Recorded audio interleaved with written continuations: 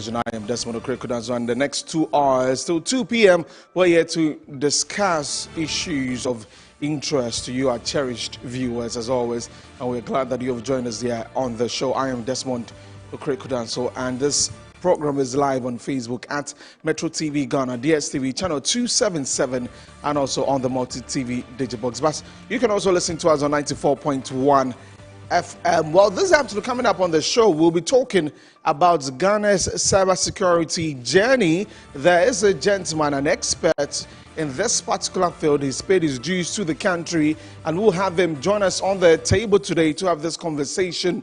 And he's launched a book about the cybersecurity space in Ghana, Ghana's journey, and all of that. We'll get to talk to him on the show, and then later we talk about the late First Lady Nana Konadu Agyeman-Rawlings, and this weekend she goes home, and we'll be talking about her works as she was alive, and we have a special guest who will be joining us to let us in to get to understand. I mean, from afar, those who saw her, or many of us who saw her as the First Lady, but the first-hand information about how she was all through her years in active service.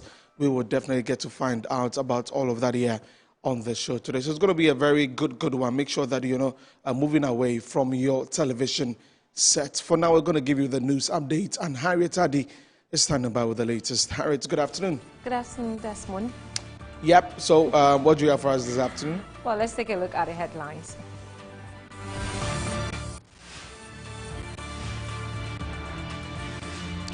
The Traders Advocacy Group Ghana is calling for an investigation into extortion allegations against some customs office, tax force office at the Ghana's entry port. We'll find out.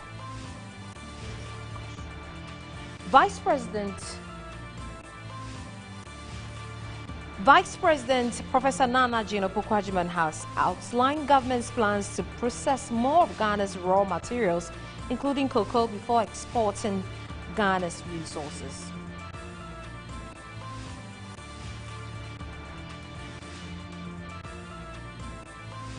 Also coming up in Good Afternoon Ghana, as we pay our last respect to the former First Lady Nana Konadu Agyeman-Rawlings on Friday, we revisit her life and legacy. There's a many more coming up shortly.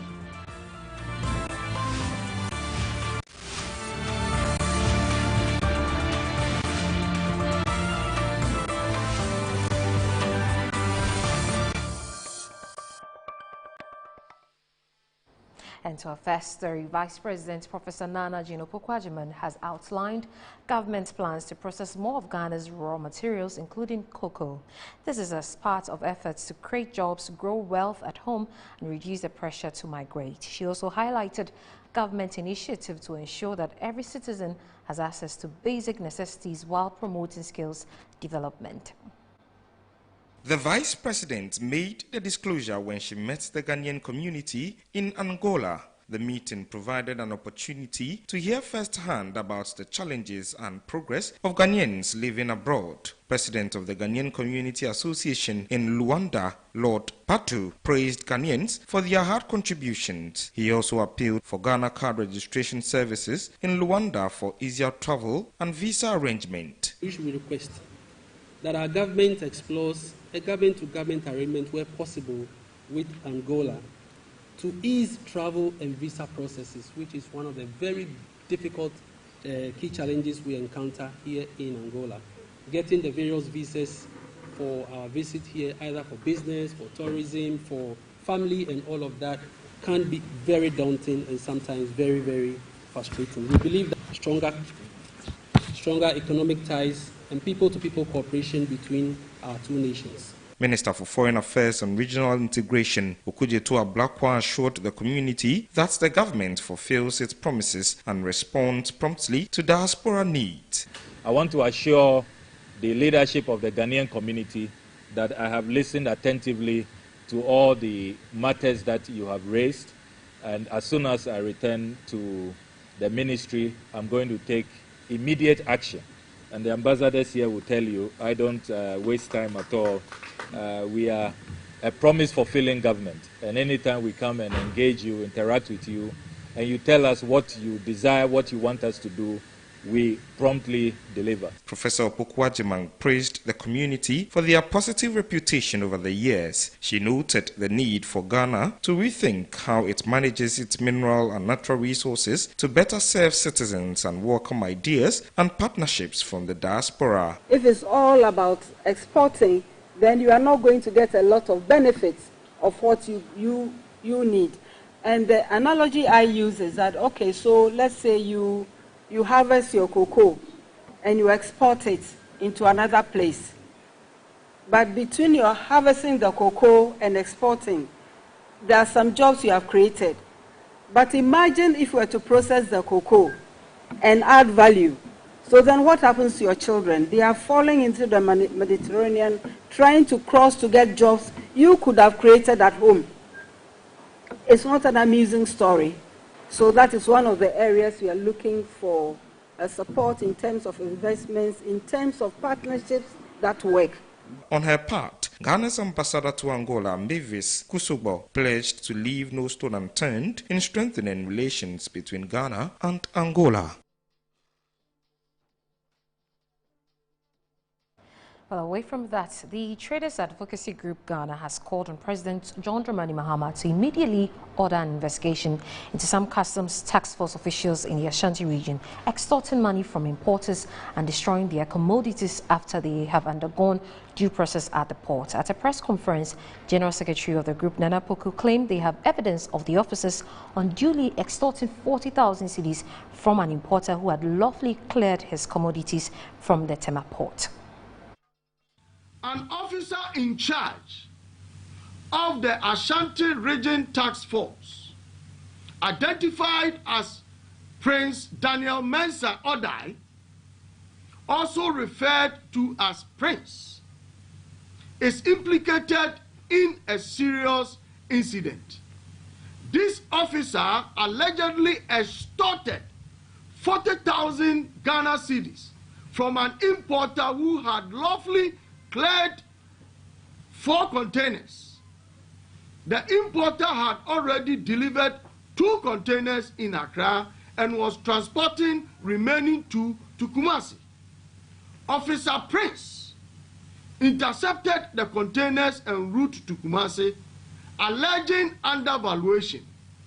Even if this allegation had merit, Officer Prince then engaged in a direct negotiation with the importer. He reportedly initiated a demand at 120,000 Ghana cedi per that 40-footer container, later settling on 40,000, which he allegedly accepted from the importer via mobile money and cash at hand. To prove what we are saying, this is the cash transaction the importer transferred to the said officer. This is 10,000, and then he handed 30,000 to the officer. This is proof enough, because government official receipt of receiving monies doesn't go through officers. These transactions occurred on Thursday, 21st October 2025. Upon learning that his actions had been exposed and reported, Officer Prince Daniel Mensah Odai reportedly paid the 40,000 into government coffers. This is the receipt of the payment he made. Upon knowing that what he had done is not proper and was trying to cover it up, this is the receipt for that. This is one instance we have uncovered.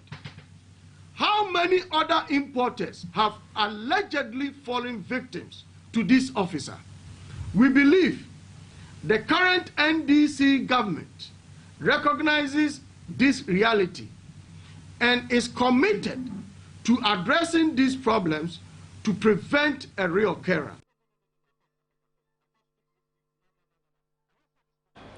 Well, we'll try to bring you answers from the Customs Division of the GRA in our subsequent news bulletin. But let's go to Parliament, where the scrutiny of the 2026 budget continues in Parliament, where both sides of the House are expected to look at critical aspects of the government's fiscal policy. But let's recap of what transpired in the House on Tuesday. Dominic Nana Kwamena Ansapra has more in this report.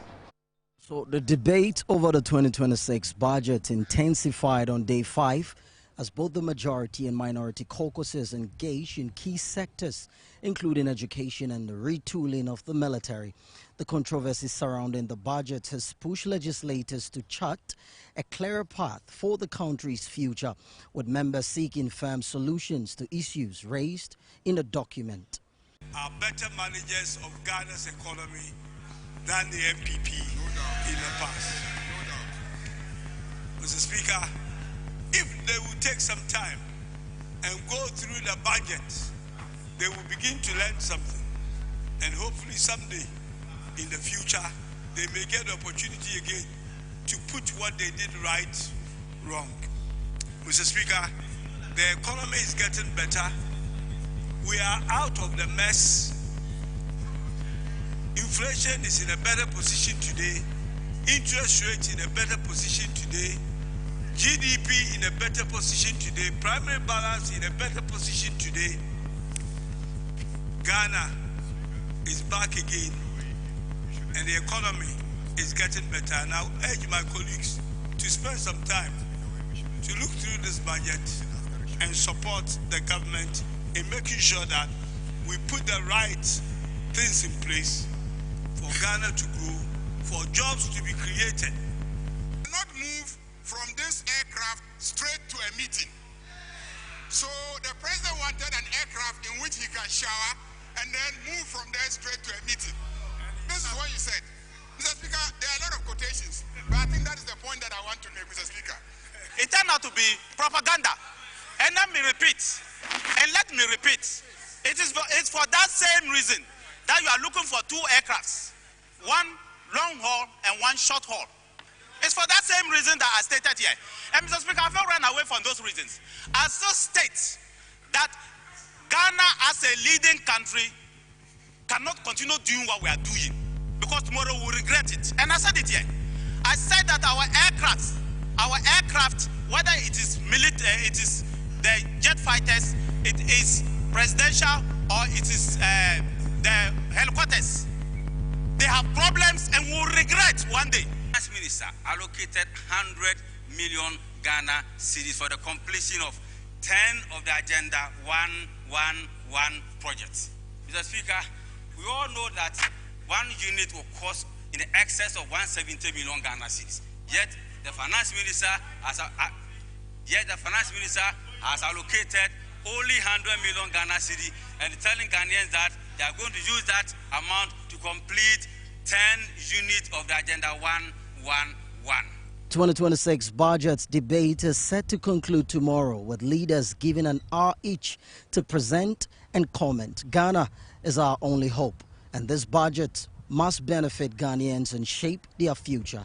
From the Parliament House of Ghana, for Metro News, my name is Dominic Nana Kwamena Ansapra. But still in Parliament, the MP for Otafo and a member of the Economy and Development Committee, Vincent Ekosefua, has dismissed arguments raised in Parliament over the sanitary pad allocation, describing the 2026 budget as a chobo budget and insistent the provision is misleading. In a press conference on Tuesday, he urged the media to thoroughly interrogate the allocation and push the government to account for the figures presented.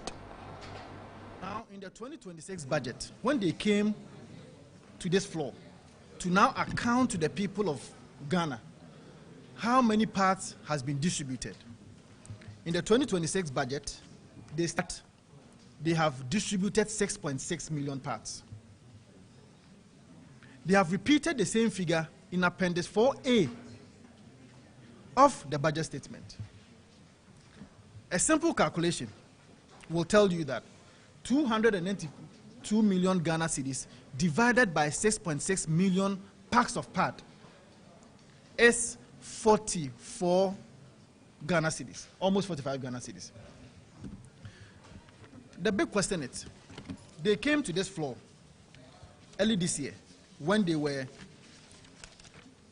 championing the argument that because of effective management of the economy, now a pack of pad is 45 Ghana cedis. In fact, on the social media platform of the Ministry of Finance, Ato Forson himself posted this feat. He said that a pad is now 15 Ghana cedis, and indeed it has reduced from 25 Ghana cedis. Let us grant them that. According to them, they are saying that a pack of a pad is 15 Ghana cedis. How then do you now allocate 292 Ghana cedis and supply 6.6 million pads? What that means is that you are buying one pad for 44 Ghana cedis.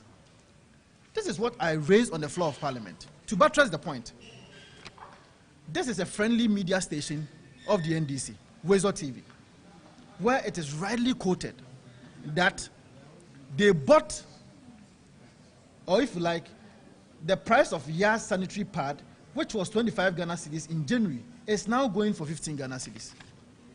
So I have not said anything out of the blue.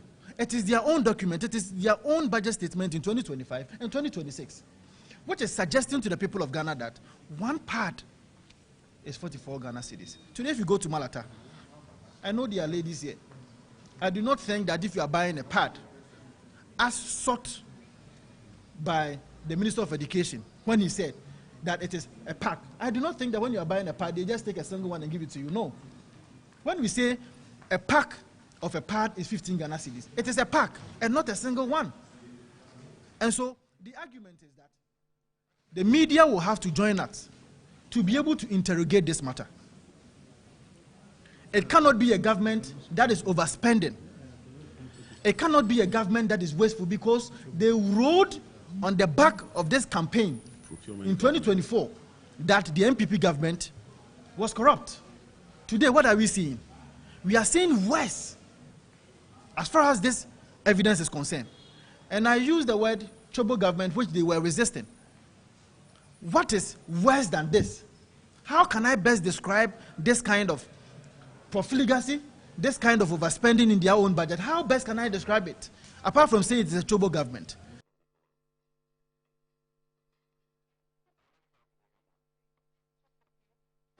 However, the Minister for Education, Haruna Iddrisu, dismissed the claims on the sanitary pad allocation as falsehood on the floor. Let's take a listen. Speaker, a while ago, a colleague of mine debated on sanitary pads, but what he failed to appreciate is that there is evidence even from the World Bank, increased absenteeism of girls without access to sanitary pads are more likely to miss school, leading to learning gaps and reduced classroom participation.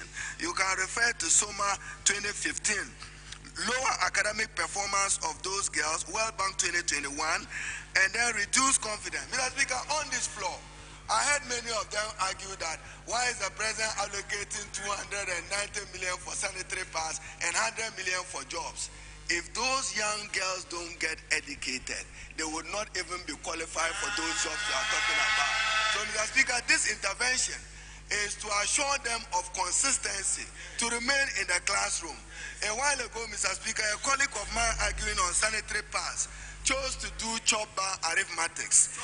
He just took the number of 6.6 million first batch of sanitary pads supplied and came to the conclusion that government was procuring sanitary pads as 45 Ghana cedis.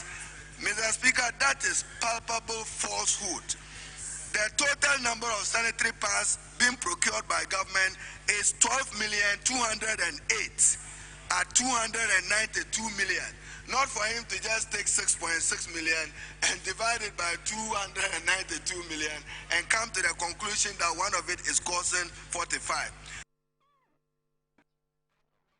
And the ranking member of the Health Committee of Parliament, Nana Ayu Efriye, has hinted that Zipline will be closing operations at 3 of its centers across the country. This, according to him, will lead to some dire situation for the vulnerable who depend on the services of the company in hard-to-reach areas of the country.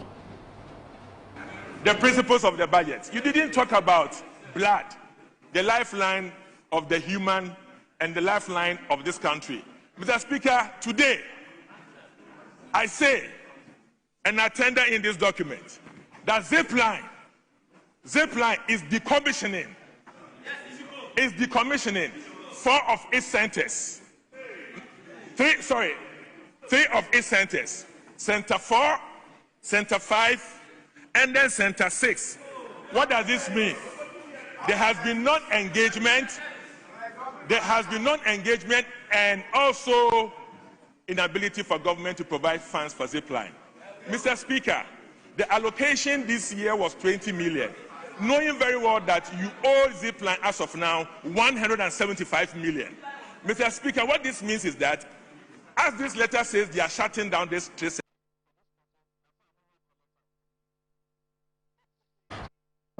An overnight fire at the Dansoman market has claimed the life of an 8-year-old girl and destroyed several wooden structures and shops. According to an official update from the Ghana National Fire Service, the fire, which started a little after midnight, was first reported at 2 hours. A crew from the Dansoman fire station arrived 2 minutes later and found the blaze spreading rapidly across multiple sections of the market. Realizing the intensity of the situation, the firefighters immediately called for reinforcements. 8 additional fire engines were dispatched from stations including Industrial Area Ministries, National Headquarters Medina, Weja, Anya, and Accra City. 2 water tankers from the Accra Metropolitan Assembly also joined the operation. The Ghana National Fire Service said the fire was confined at 1:51 a.m. and brought under control at 3:03 a.m. Overhauling operations began to eliminate remaining hotspots. The Ghana National Fire Service says the cause of the fire is not yet known and investigations are underway.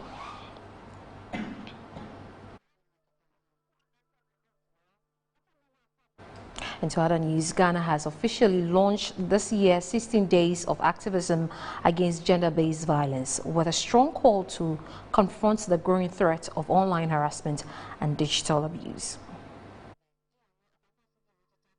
The initiative, led by UNFPA in partnership with government and development agencies, seeks to transform Ghana's transport system into a safe space for all, both offline and online. Speakers stressed the need for accountability, legal reforms, and stronger community action to protect women, girls, and vulnerable persons from violence in all its forms. Head of UNFPA and key organizer, Dr. Wilfred Ocha, says the initiative forms part of a 6-year journey aimed at achieving zero tolerance for gender-based violence by 2030. Movement seeks to transform every public spaces into places of protection, of awareness, and of solidarity. Transport stations are epicenters of daily activities, surrounded by markets where large crowds gather to buy and sell. We therefore aim to ensure that commuters, drivers, station workers, market women and men, porters, and young people across all stations, along all routes, and in all 16 regions have access to life-saving information on how to prevent gender-based violence. And representing the Canadian High Commission, Miriam Montrat highlighted the growing global danger of cyberbullying. Canada stands firmly committed to advancing digital safety and supporting all survivors of technology-facilitated violence. The initiative we celebrate today, 16 stations, 16 routes, 16 destinations, Public Transport Unites Against GBV, is innovation in action. It demonstrates what is possible when government, communities, unions, development partners, and young people unite behind a shared purpose. United Nations Resident Coordinator Zia Chaudhry also raised concerns about deepfakes, threats, and intimidation targeting women and girls. Global 16 days of activism against gender-based violence remains a significant international call to end violence against women and girls. It's observed annually from 25 November, which is today, the International Day for Elimination of Violence, and it runs until 10 December, which is Human Rights Day. and it offers us a critical platform to reaffirm our shared commitment to human rights, dignity, and equality. And this year's campaign globally highlights the urgent need to unite in ending digital violence against all women and girls. Minister for Gender, Children and Social Protection, Dr. Agnes Nau Momolati says the ministry is strengthening community-level support to fight violence. In line with the government's agenda, the government of His Excellency John Dramani Mahama on tackling domestic gender-based violence, the ministry is working to operationalize its shelters in Accra, as well as getting the 16 regional shelters that was promised by His Excellency constructed within 3 years. I am also proud to announce that the National Domestic Violence Policy, which was under review, has been approved by Cabinet this year. For Metro News, Vanessa Edotumboating, Kaneshi, Accra. And to some business news, Minister for Youth Development and Empowerment, George Opariado, has urged beneficiaries of government's flagship initiative, Ejumariwa, to uphold the highest discipline in their business endeavors. He spoke during his interaction with trainees of program during day one of a 2-day tour of the minister to Ejumariwa innovation hubs across the country. The Minister for Youth Development and Empowerment, George Opariado, together with CEO for National Entrepreneurship and Innovation Hub, Eric Ejay, and some top government officials, visited some Ejumariwa innovation hubs in the Greater Accra region to monitor and assess progress of the program. Incubation hubs they visited included the Impuntu, UPSA, University of Ghana Business School Innovation Hubs. The program is to empower the youth with business management skills and offer real opportunities for young Ghanaians to transform their ideas into sustainable enterprises. Minister for Youth Development and Empowerment, George Opariado, says beneficiaries should put to good use training obtained. There is a very old step in station. That one alone speaks volumes about the kind of person you are. Just believe in yourself and know that you have a government that is fully ready and willing to support you. I'm sure they've also taken you through how to pitch. There'll be a lot of opportunities for you to pitch your business ideas. Government out there more than how to get you. And there are a lot of funds out there that are looking for innovative ideas to be able to pitch and then solve problems. Chief Executive Officer for the National Entrepreneurship and Innovation Hub, Eric Ejay, says his outfit has secured enough funding to support more than 2,000 beneficiaries as indicated earlier. We the Gen Zs, we believe strongly that this is a time for us to contribute our quota to help. So we are training them, giving them entrepreneurship training. And aside the training, there's a funding component in the training aspect, of which the President said some few months ago that we are supporting 2,000 people for the funding. Aside that, we have gotten some support from other development partners who are also coming on board to also support with the funding aspects.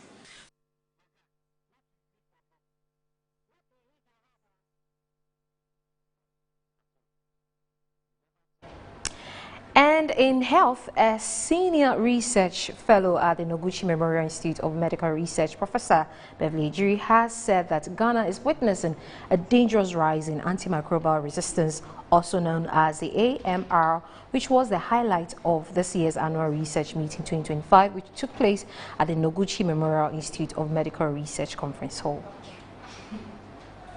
The 4-day meeting, which started today, 25th of November 2025, and will end on Friday, 28th November 2025, is a meeting held annually to bring together elites in the health sector to address issues affecting the health sector and solutions to them. This year's theme, Advancing Healthcare Through Impactful Research and Innovation, saw dignitaries from the health sector.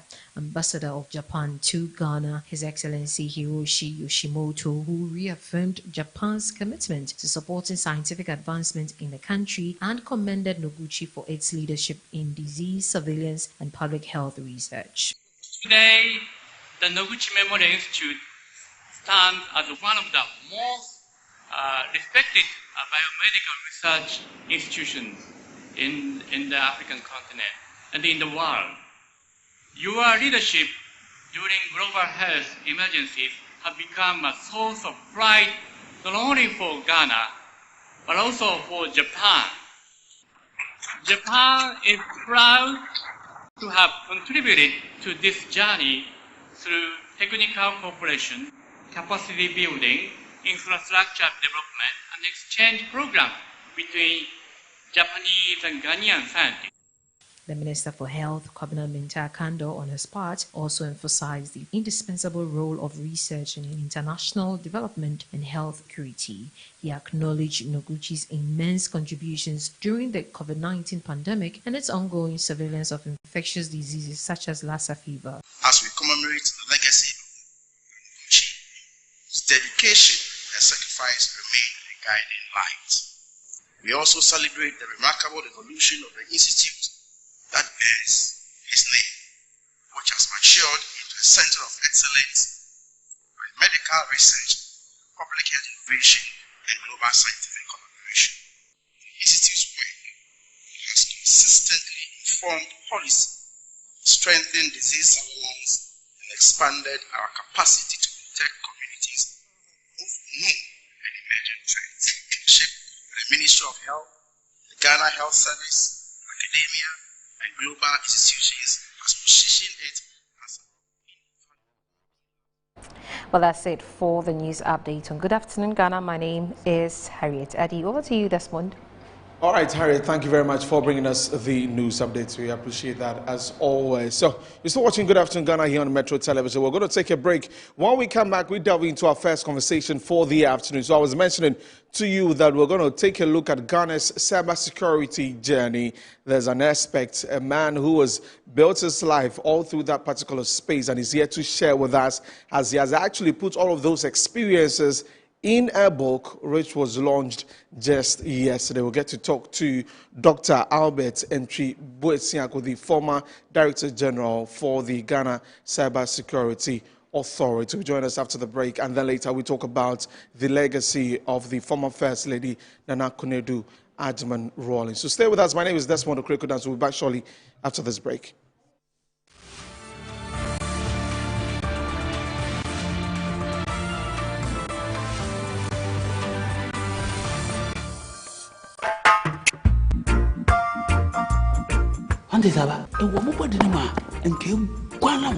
Oh, Jose, and then media semesio. Cannon pano, Nasana, Michiana, what me. A drain I didn't quano. Kingdom Garlic Bitters. No, Mom benefitum. Me benefiting wine. Also, what told dear? Abrewa, the smile, our brand, Mishuve. One antique crana wabre. No Kingdom Garlic Bitters, and any capsules. Nanya, what ya bribia. Kingdom Garlic Bitters, and the capsules. Assembia you a devil when ama when I say send your name wife company one personal Kingdom Ginseng Power Capsules enti say sia mpaswa e de Kingdom Ginseng Power Capsules e mani tie ni asumdie be fi abrebia oba bia o de po haw no edro ba kupa wo hia ne Tremendous Capsules esiesie wo ma wo ye oba sima enro yi wo benya bi wo ba bia ye ton nro bia Kingdom Herbal no challenger catch me. I didn't know when this assassin. But they say if woman, the home for Sonia, Emperor and fear. Ah, now you want to and anything name fear. As I mean to me, a man in your best way, who bet to me a cool. Mr. Debbie.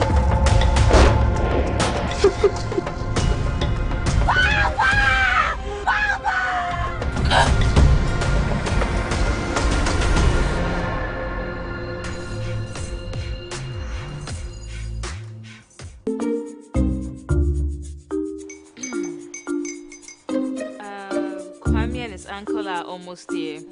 Wait a minute. This one too, your friend Kwame. Wait, Kwame.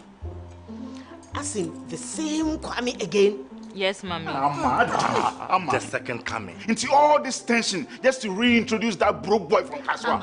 Why would you deceive the family like this again? Now I understand the whole delay. Troll from Kaswa, dear. Why wouldn't he be late? Or be late, of course.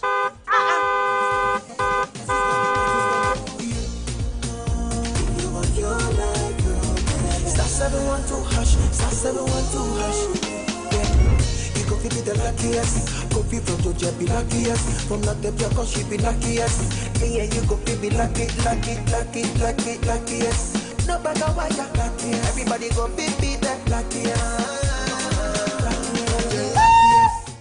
God, Kwamio! Send your God apple boom. If you put it toy, so would the coming of the Son of Man be. Hey. Is that his car? Ha! Even now, your shadow the way designer. I use my own mouth to reject him. Oh, this is my mouth. Look at that. Kwame, my son. Now, tell me the truth. How did this all happen? Oh, mommy, simple direction. Mr. Goodluck no check me way. Yeah, man. Easy cry. Or dial star 712 hash. The devil is a liar. He picked his ticket and entered his lucky 5-digit number. How much babe deal? Oh, how romantic. And he followed the prompts. Yes. And then boom. Confirmation test. One quick, pick 5 numbers for me, okay? I'm feeling like 7. Dial star 712 hash. Choose your ticket. Enter your lucky number. Follow the prompts and let destiny handle the You see how they love you now? Yo, do you have family payment seminar? Before December, maybe release a motivational album. Patapa, my super. This promotion is regulated by the NLA on the Caritas platform. The biggest cultural explosion of the year is here. The Afro-Brazil-Ghana Festival 2025. December 12th and 13th at the Gold Coast Bar and Grill. It's coming alive with 2 unforgettable days of culture, food, fashion, and music. Enjoy electrifying performances from Fancy Gadam, Adam, Go Get 'Em Episode, Wiala, Amanziba, Big Twins African Music, and Dance Ensemble. Lead Cruise. This historic festival is organized by Big Twins African Music and Dance Ensemble in collaboration with the Embassy of the Federated Republic of Brazil in Accra, supported by Ministry of Tourism, Culture and Creative Arts, Ghana Tourism Authority. Learn this, showcase your products and services to the world. This is Afro-Brazil Ghana Festival.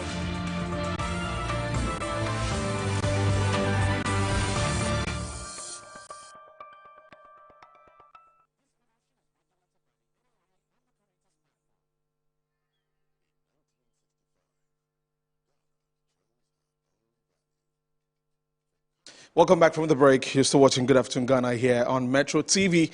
I am Desmond Okreko-Danso, and we're live on Facebook at Metro TV Ghana, also DSTV channel 277. You can definitely join us on the multi-TV digibox. And we're also live on your radio on 94.1 FM. I mentioned before the break that we've got a very, very important conversation about Ghana's cybersecurity journey. And today we have no meaner person than a former Director General of the Cybersecurity Authority. And reading about this man, it's a whole lot. I'm going to try and just keep it simple. It's a humble introduction that I'll be doing for him. He's a cybersecurity expert and an author, and of course the very first Director General of the Cybersecurity Authority of Ghana. And in 2011, he founded the E-Crime Bureau, and that was the first cybersecurity and digital forensics firm with a dedicated digital forensics lab to be established and operate not just in Ghana, but in West Africa. And he graduated from the University of Trento in Italy for his undergraduate program and the University of Portsmouth in the UK for his postgraduate program. So you know that this person we're talking about is one that, you know, is worth his salt. And he has been in this space for a very long time. He's been recognized around the world, and we are glad and privileged to have him join us today on the back of a book that he has written detailing or capturing everything when it comes to Ghana's cybersecurity space. Ladies and gentlemen, joining me this afternoon is Dr. Albert Entry Boesiako, former Director General of the Cybersecurity Authority of Ghana. Good afternoon, sir. Thank you very much for your time. Good afternoon, Sir Desmond. Thank you. It's humbling enough for you to have me here, and I thank you. 8 years. That was the middle of 2017 when it started. So the end of the first quarter of 2025. And I think I've been fortunate to have had quite excellent people to work with, a number of collaborators. You did mention about the book here. Many people didn't know that I didn't travel on the journey alone. There were a lot more people behind the scenes who contributed to this, and I had to put this out there. I think it was a moral imperative that the people who had supported my journey, both in the private sector, also to the national level, when I was appointed first of all as advisor, and then when I was appointed as the First Director General of the Cybersecurity Authority, I thought it was necessary to put this out there.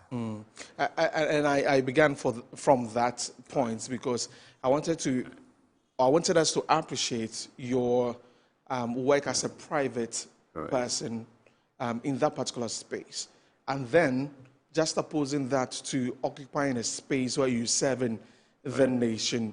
How did that come to you? And using that excellence or that wisdom, that knowledge you have acquired as a person and applying that on a national scale. How's that? Thanks for that. Well, thank you.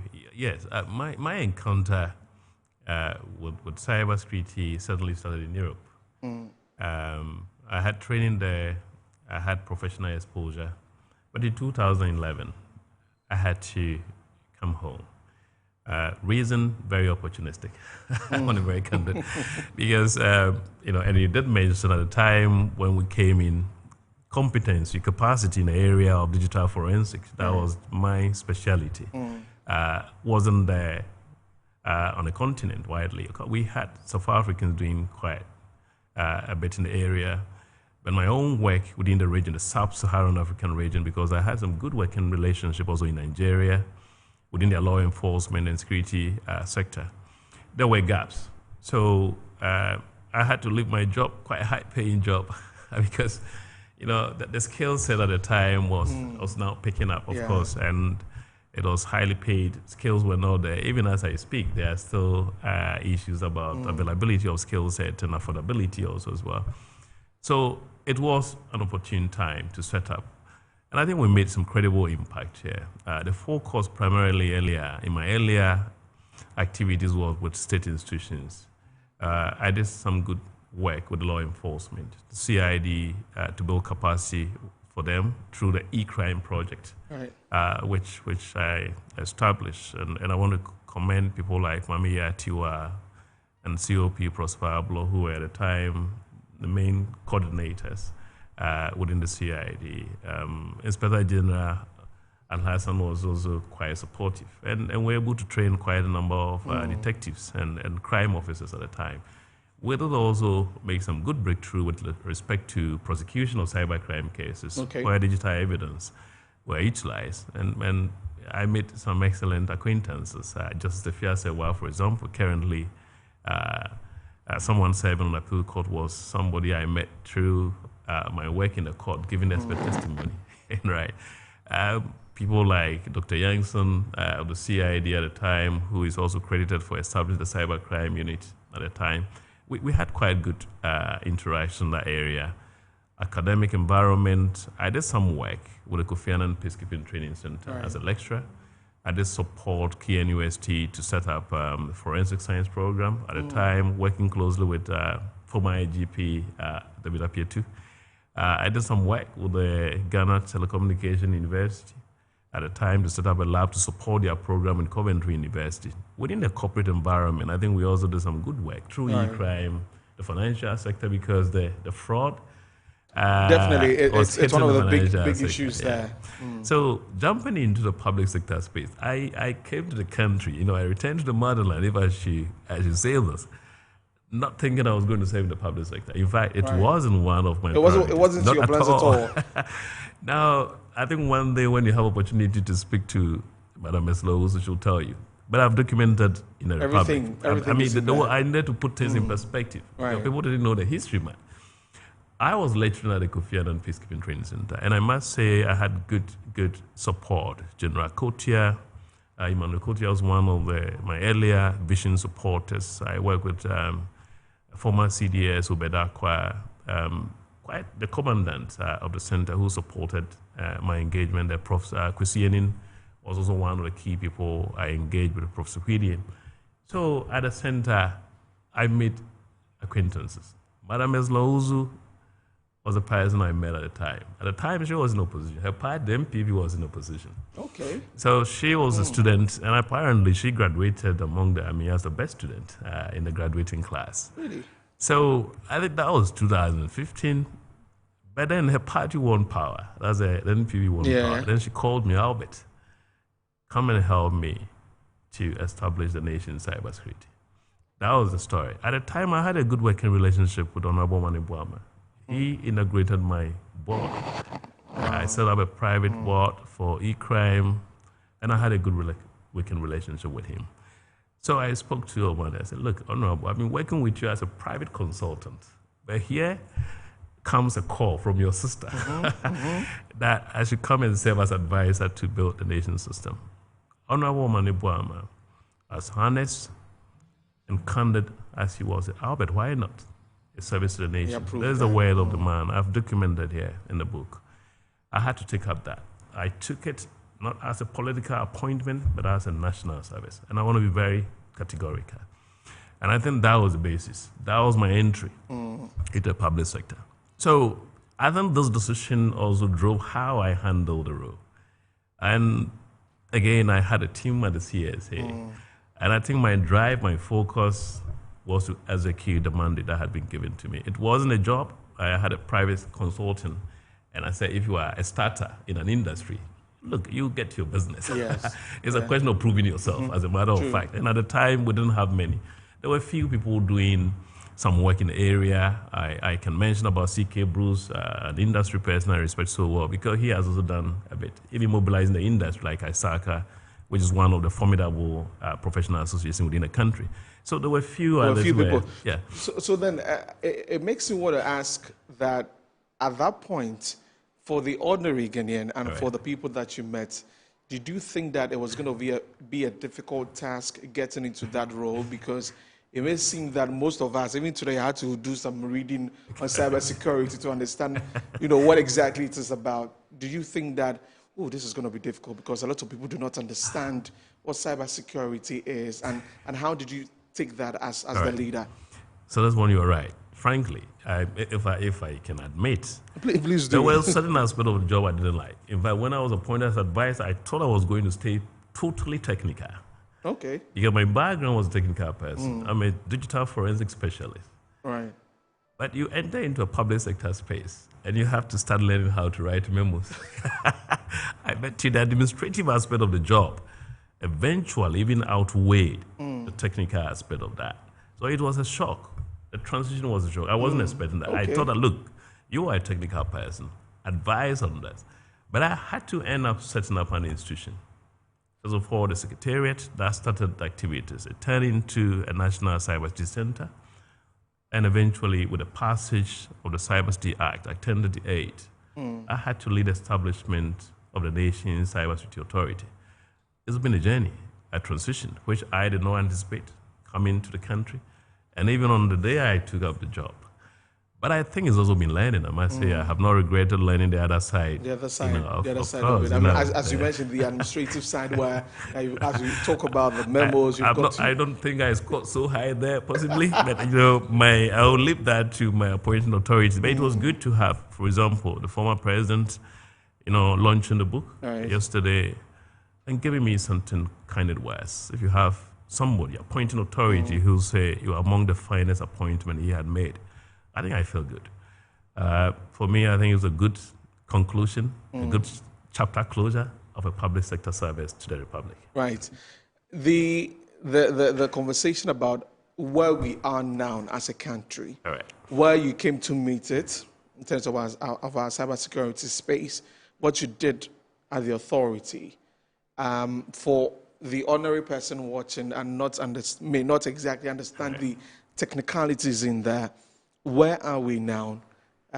Because as your book says, the journey from a formative country to tier one. Correct. Talk to us about that journey and where we are as a nation. So that's one, I appreciate that. I will look at just at two levels. The first one is the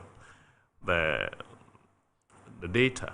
And then I'll break it down as an ordinary citizen. What does it mean? This is very important, and I appreciate your question in that regard. Now, it's been a journey. In fact, things started before I got into the picture. And I've been very, very objective here. You know, I'm a scientist, and I try as much as possible to research. I got into the country 2011. I was out. Now, before then, quite a few things I had started. I can mention about the Electronic Transactions Act, which was passed in 2008. I wasn't in the country. The legislation has quite a number of good provisions that have supported prosecution of cybercrime cases. Then also in 2016, at the time I was in the country, you had the first cybersecurity policy strategy being adopted, you know, by the current president in his first term, His Excellency John Mahama, exactly, you know, in the first term. So those things were there.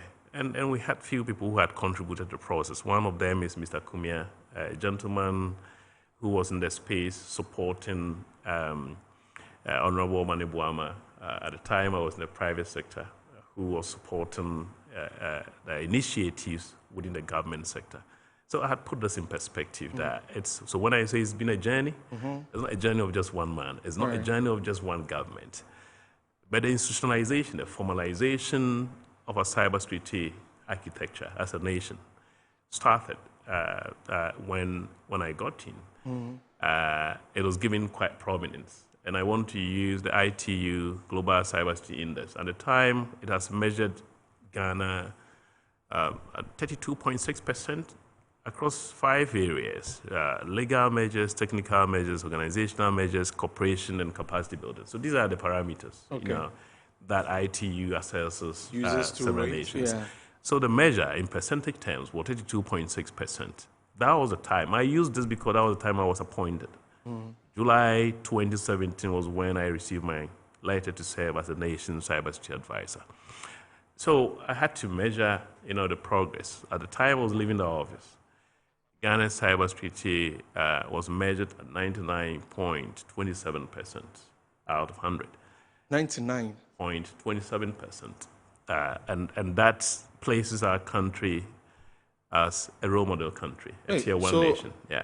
You say, as you came in, it was 32.6%. That's correct.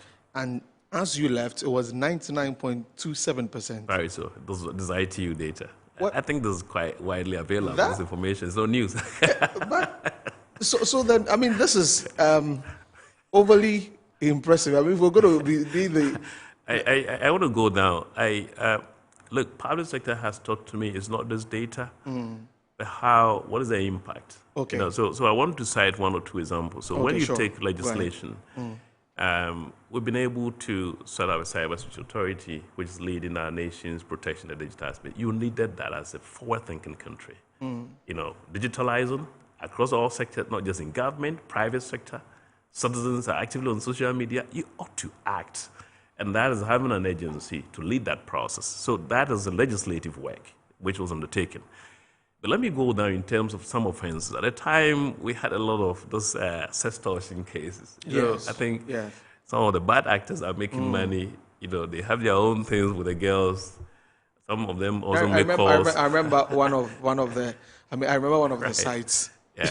Yeah, and they were extorting money. You know, we had a lot of cases where people were going through psychological trauma. Young girls, vulnerable children, you know, people under 18 years were being, you know, harassed. We had to introduce legislation against extortion, and that curtailed the problem a little bit, exactly. So that was one particular you know, incident of a legislative action that impacted the wider society, that protected the vulnerable. But I've also cited one example, and I've indicated that if you ask me what is the most impactful initiative that was undertaken during my tenure, was the point of contact for incident reporting. So there's one as you sit here, and I do believe your listeners, if there is a cyber incident, or you receive a suspicious email, message, text message, and you need guidance, you call 292. The authority houses the national asset, which is quite proactive. It will respond and provide guidance to you.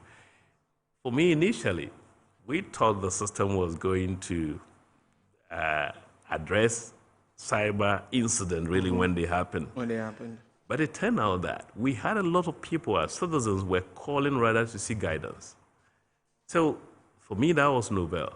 Okay. So you even have somebody who hasn't got credit. He or she uses only a YAM phone. A YAM phone. And plays 292 at no cost and say, look, I've received text message. MTN is asking me to share my Momo PIN. Should I share or not? Wow. And they got officers actually able to provide guidance to them. I felt that was the most impactful on the reason that it impacted a number of people. We were receiving cases with losses. Some of them could be 1,000, could be 500, could be 20,000, could be 1 million. It's not really the quantum in public service, what I've learned. Because I look at people, there are people who sell in the street. They make their living through selling. Some of them are earning less than 1,000. Some of them are earning monthly of what? 800, 500.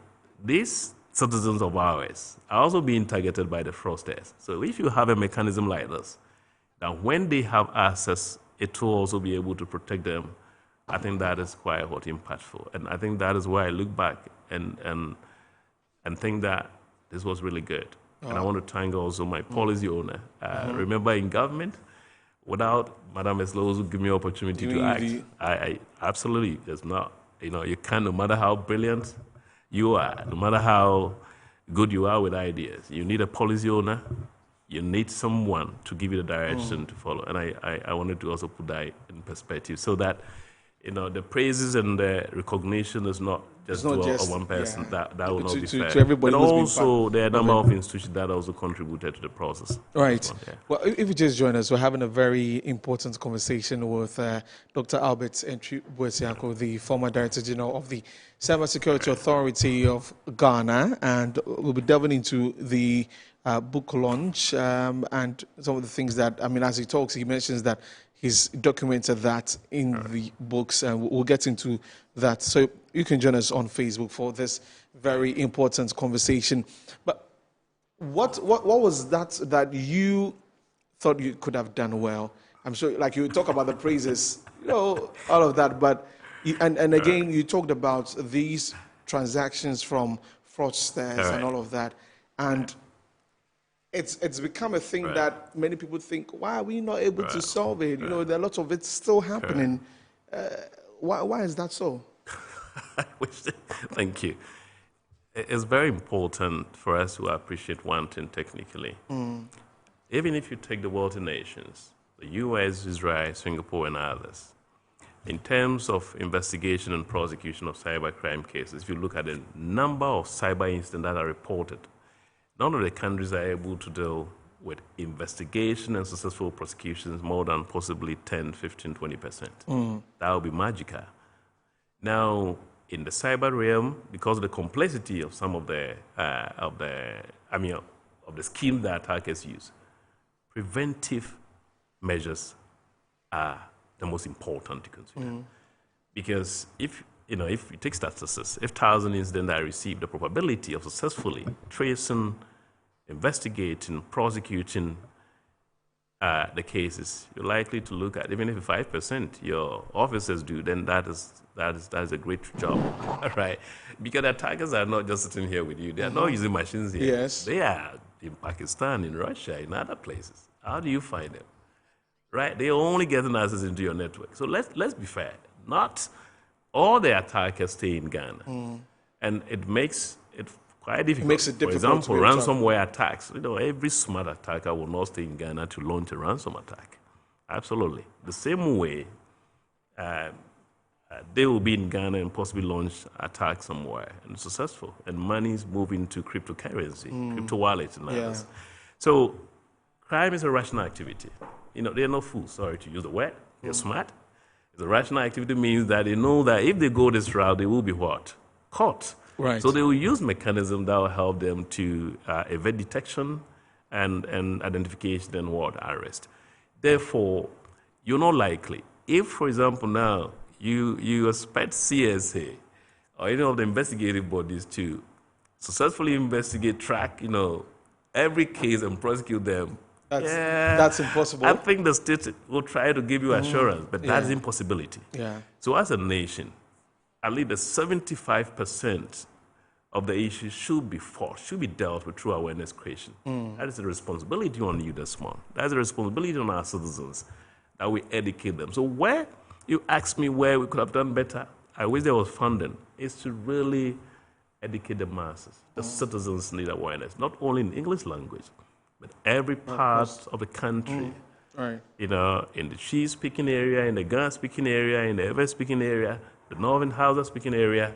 These are the things that we need, you know, to be able to build capacity to deal with the issues. Where some of us, even, we still fall prey to a lot of these things. And I could agree with you about the fact that even in some of the countries, I've watched a couple of documentaries. I think it's Scotland, no, Canada. Correct. They have a lot of cases when it comes to romance scams and all of those things. And they try to tracking the people who are actually doing that. And they are in this country, this footballer, Georgia. All right. The people were all the way in Georgia doing that.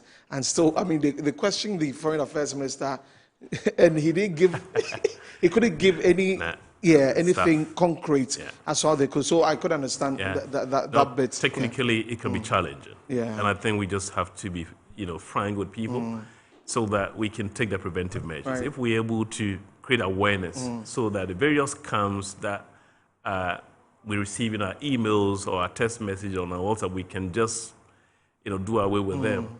I think we can save the nation resources, especially by law enforcement, by agents like the CSA to track the perpetrators. So my next two questions about the youth, how we can get a lot more young people into the space to be able to get that cybersecurity space secured, right? And then the other thing is, are we safe as a country? I think the second question, I would like my successor at CSA to answer that. Where I said I cannot make a pronouncement. He's in charge. But I think as far as the youth development, I think it's something that I want to target that. As a matter of fact, so Desmond, if you look at the statistics of the ITU, I told you there were 5 pillars. There is a capacity building pillar. There is technical measures, legislative, cooperation measures. I think all the area we score 20 out of 20 with the exception of capacity. And I think that is what you've asked about. Right. Capacity, including the skill sets by our people, by our youth, to be able to protect our critical systems and to keep us safe digitally. Right. There are gaps there. If you ask, how did we start solving this?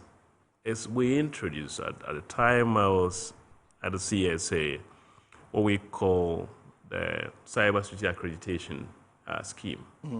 So we started accrediting cybersecurity professionals across different levels. Tier 1 being the most experienced. Some of them had worked abroad. Some of them have also worked longer within the country, and they have certain skill sets that they can impact not just quantitatively, but also qualitatively on the cybersecurity skill set need of the Republic. Then there are also Tier 2, which who are middle level. They've started maybe 5, 6, 7 years of experience. And they still need some high-level guidance. And, of course, the starters, those who have just done 2, 3, 4 years.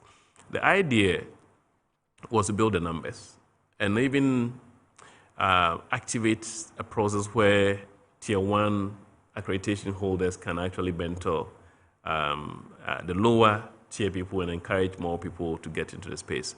I think the policy is still being continuing by the current leadership of the sector. We need to focus more on that. We need to integrate programs like the 1 million coders, which has got cybersecurity element into that. And I think we can then get more numbers into the accreditation space and then making sure. We also need to do research. And I think we have a lot of industry bodies, ISACA is there, IC Square, even some of the cybersecurity service providers that we have licensed them can collaborate with the CSA to conduct research, because we need to know the numbers. How many cybersecurity professional do we need as a country? We need to do this. And then feed them through some of the government initiatives, as I've mentioned, like the 1 million coder program and others. So I think really there are initiatives there. We possibly need to stay focused and make financing available because it's very important. Yeah, you've talked about it's financing, cost, exactly. financing stuff like that. Right. So let's get into the book. This book, when did you start putting it together? Right. Well, I left all of us at the end of March 2025. Okay. So if you ask me, what job have you been doing from that till now, is to write a book. That's what we do, try to write a book. I'm actually unemployed. I'm looking for jobs. Right. So I think it was a good time in, being at the helm of affairs for close to 8 years. Right. Starting up with this journey, I had to dedicate time to document the work that has gone in. I had to use the approach of also interviewing the people who had contributed to the process. I wanted this to be as a historical record as much as possible than a subjective opinion that I have. Of course, as a main protagonist of this year, within the past years, I had to share my thought, the process I've gone through. A lot of things have happened. We didn't know the history, how it all started. So, for example, if you ask me how did the Cybersecurity Act actually came into being, originally we were supposed to do 3 legislations.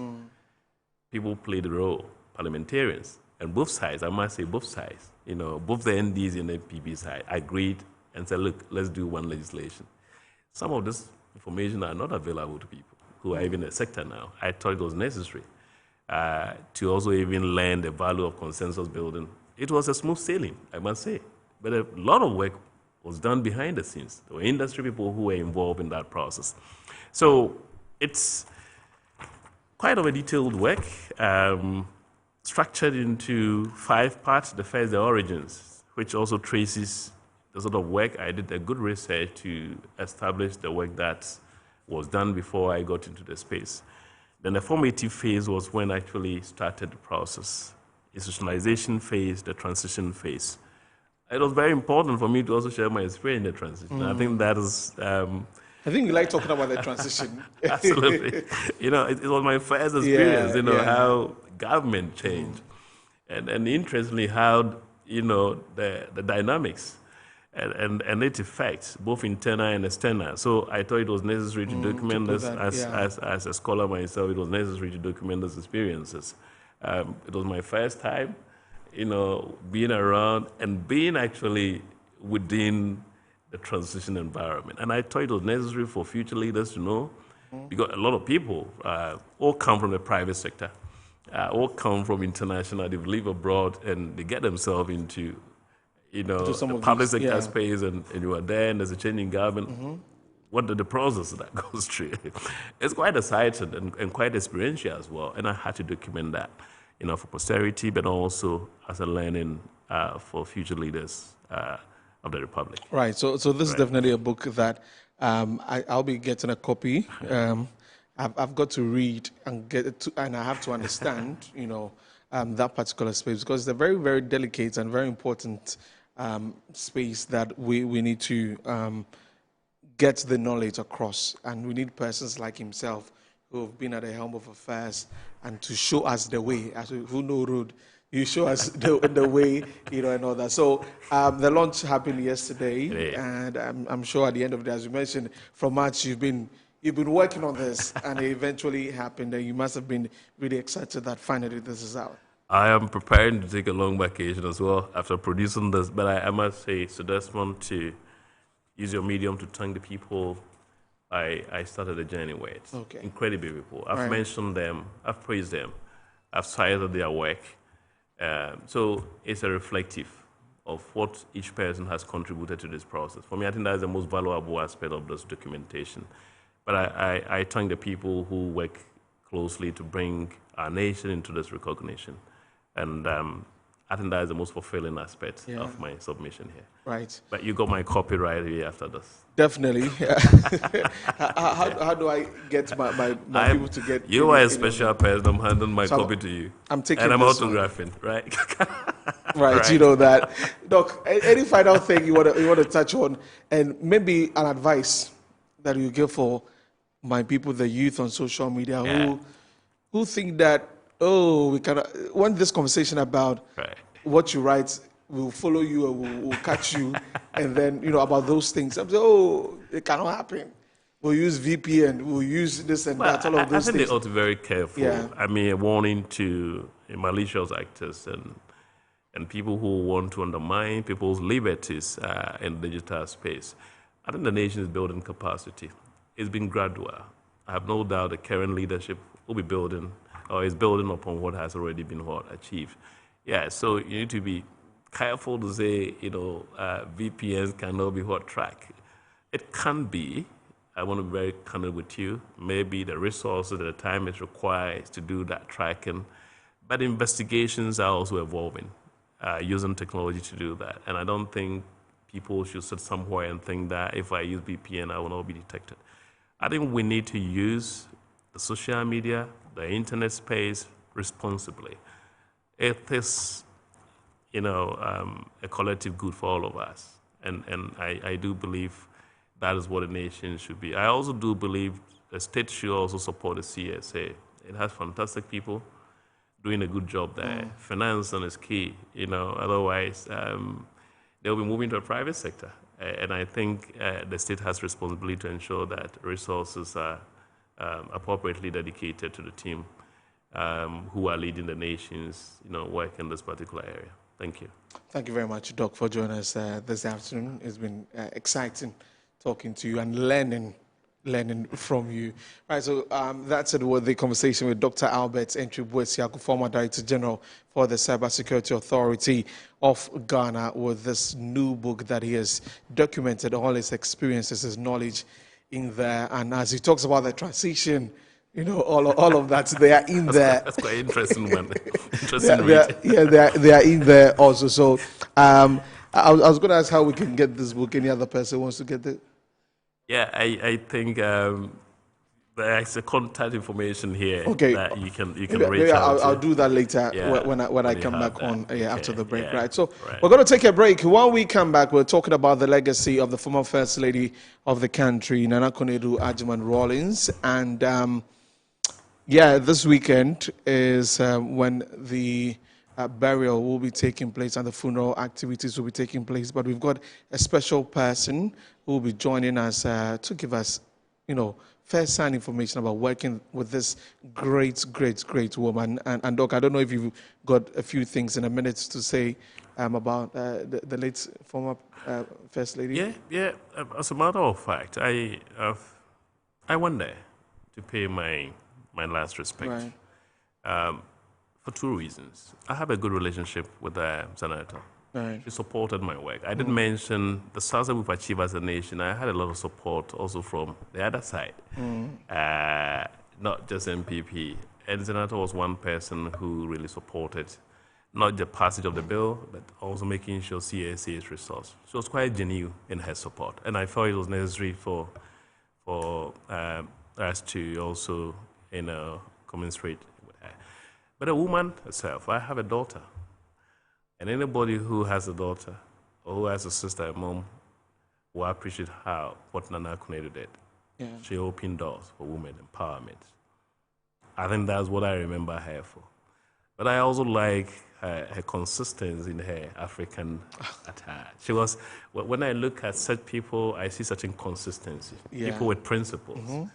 And I think for me, she was a symbol over the years of female empowerment in all sense of the word. I think she really paved the way for many young people to develop that confidence themselves and to really look forward, especially in political activism. That's what I remember her for. Right. Thank you very much, Doc. So when we come back from the break, Nana Opoku-Echiampong, former Deputy Director of the Castle Information Bureau, will be joining us for that important conversation. Stay with us. This is Good Afternoon, Ghana.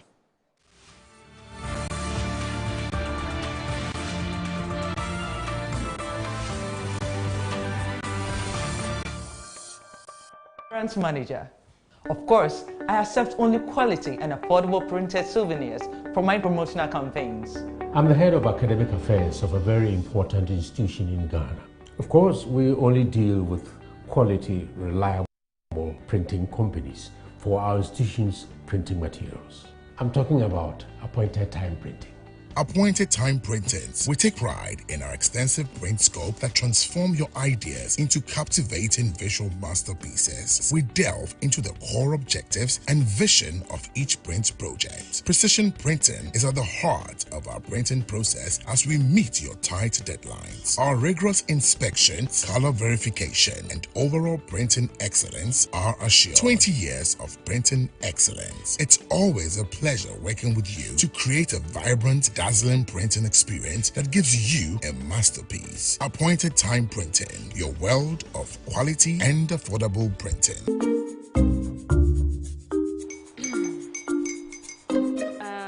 Kwame and his uncle are almost here. Wait a minute. This one too, your friend Kwame. Wait, Kwame?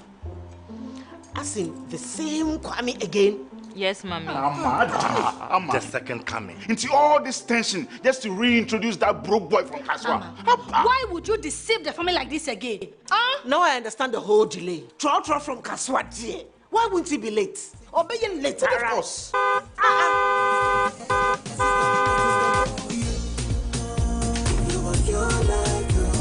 Star 712 hash, star 712 hash. Kofi be the luckiest. Kofi from Georgia be luckiest. From Natepia, cause she be luckiest. Yeah, you Kofi be luckiest. No better why you're luckiest. Everybody go be the luckiest. God, Kwame! Send your God the apple boom. If you put it toy, so would the coming of the son of man be. Is that his car? Ha! Even now, your shadow the way designer. I use my own mouth to reject him. Oh, this is my mouth. Look at that. Kwame, my son. Now, tell me the truth. How did this all happen? Oh, mommy, a simple direction. Mr. Good Luck no chemi way. Eh? Yeah, man. Easy cry. Or dial star 712 hash. The devil is a liar. He picked his ticket and entered his lucky 5-digit number. I'm his baby. Oh, how romantic. And he followed the prompts. Yes. And then boom, confirmation test. One quick, pick 5 numbers for me, okay? I'm feeling like 7. Dial star 712 hash. Choose your ticket. Enter your lucky number. Follow the prompt and let destiny handle the You see how they love you now? Yo, baby, our family pay before December, may release a motivational album. Patapa, my super. This promotion is regulated by the NLA on the Caritas platform. Watching DSTV means getting the TV you love, but staying connected means getting something extra. Stunning. Extra matches, extra dramas, the best local and the world's biggest. Extra laughter, music, movies, and extra vim. I love it. Just stay connected or reconnect and get upgraded to the next higher package at no extra cost. Charlie, we got you. Keep watching. Get more with DSTV.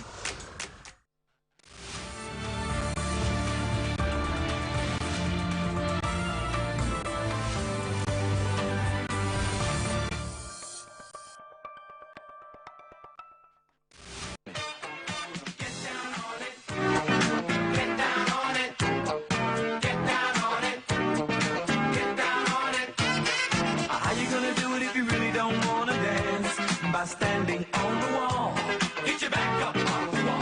Tell me, how you gonna do it if you really don't wanna dance? By standing on the wall, get your back up off the wall. I heard all the people saying, get down on it. Come on and get down on it. If you really want it, get down on it. You gotta feel it. Get down on it. Get down on it. Get down on it.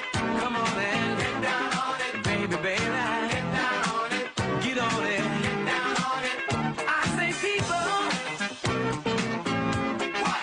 What you gonna do? You gotta get on the groove if you want your body to move.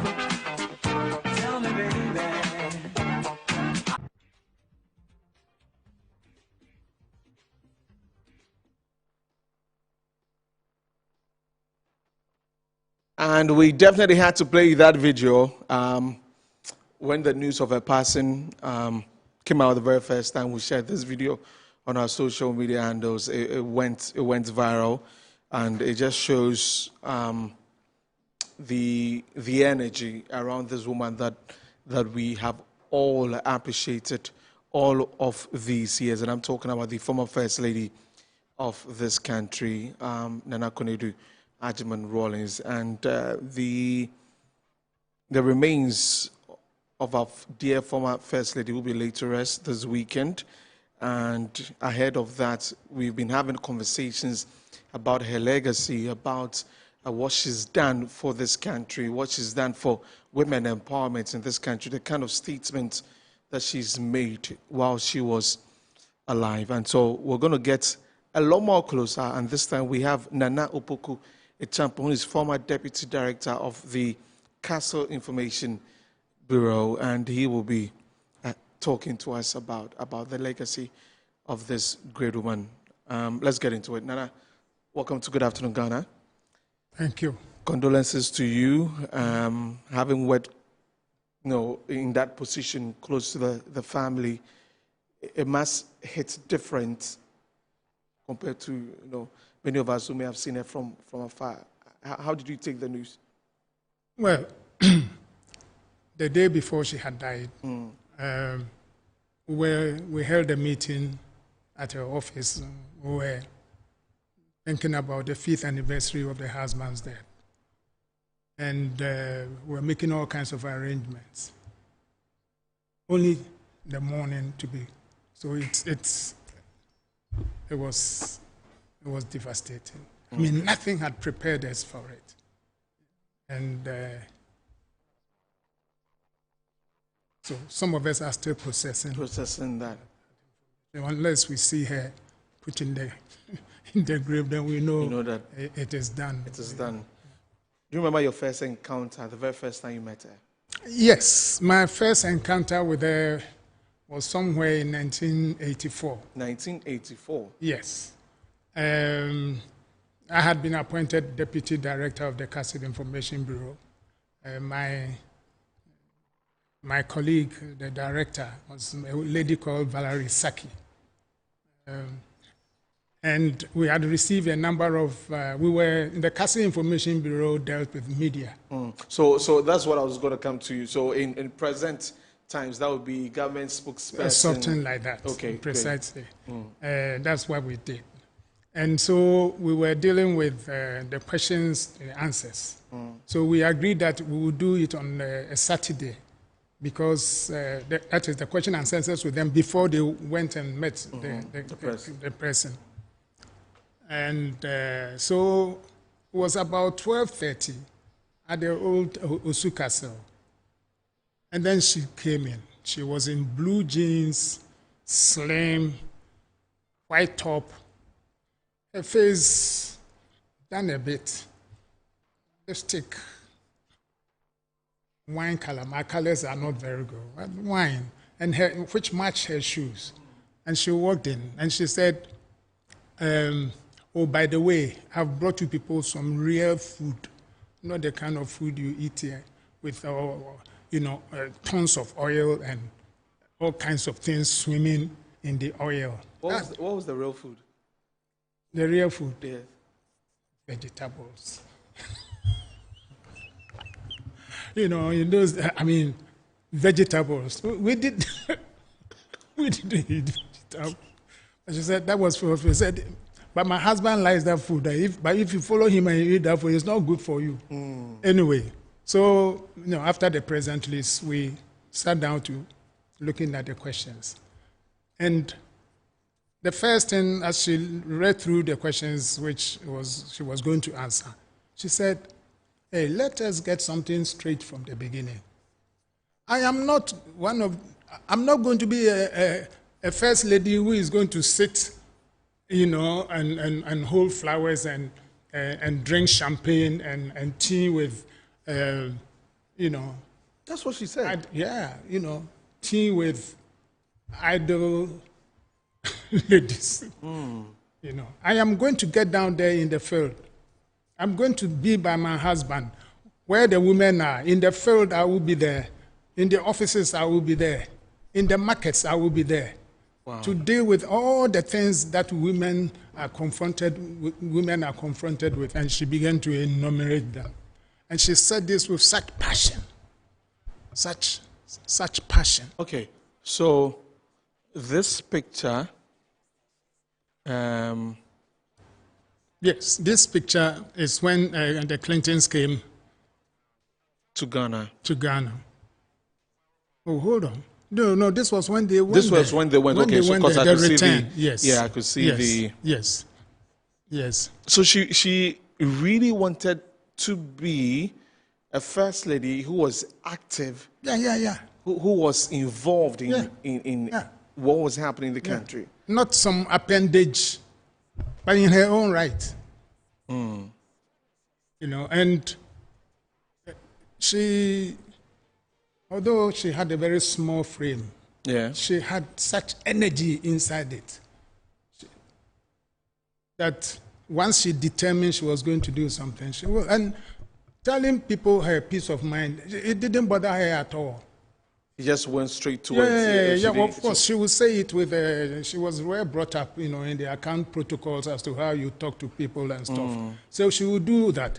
But she wasn't going to hide her real feeling, her true feeling. If you disagreed with her, fine. But she would definitely tell you what was on her mind. It was in 1984, so as you mentioned that you first recall meeting her, around that period that the 31st December Women's Movement came into being. Are you able to remember what it was like working with her, you know, or her vision for that particular movement? Yeah. Well, it was 1984, right. Not 94. Yes, 84. No, 84, that's what I meant, yeah. And precisely because part of our job was also to do her speeches. So, and she kept us busy. Because she was always moving around and always accepting to go and talk here and always to accept to go and talk there. And sometimes even when her health didn't, I remember one occasion when the doctor said that, look, the weather, it was around Hamatan. Okay. And she had to go to, must have been Damango or Jirapa, Lambusie, Nandom area. And the doctor said, look, the Hamatan season is very dry and it surely is not going to help you if you go there.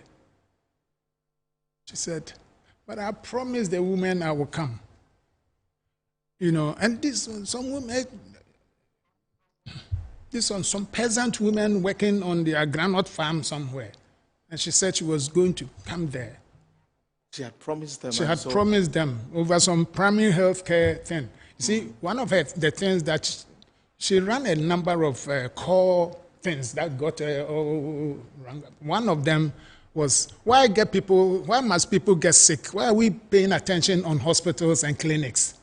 Why don't we prevent them from that happening? And so her movement, the 31st December movement, let me give you a big background to the 31st December. It started as the Armed Forces Wives Association. It was because Armed Forces Wives Association. Yeah, you know, it started as the wives of the women whose husbands were soldiers who were involved in the revolution. Right. But then along the line, the official armed forces were not too happy with their women forming an association and using their name. Because then when it gets involved with anything, it will like come back to them. To them. So they said, no, you guys find a different name. So the 31st December, okay. Now, if you remember the logo, the original logo, it had a woman with a baby strapped on her back. Okay. And you know, with an AK-47 slung on her shoulder. And wearing a red beret, which is to say, Yeniabre. Okay. I'm trying to get that, and I'm sure my producers will try and get that on the screen. So that was the initial logo, the very first. Yeah. That's a really big statement about what the group yeah. I mean, these women were determined to get things done, and they have changed our country. That 31st December Women's Movement, she and the General Secretary, Madame Cecilia Johnson, the Treasurer was the late Sherry Ali. In fact, both of them, Auntie Cici died. We buried her 2 weeks ago. So, and Sherry Ayite and Edith Hazel, Ambassador Edith Hazel. Okay. These were serious women.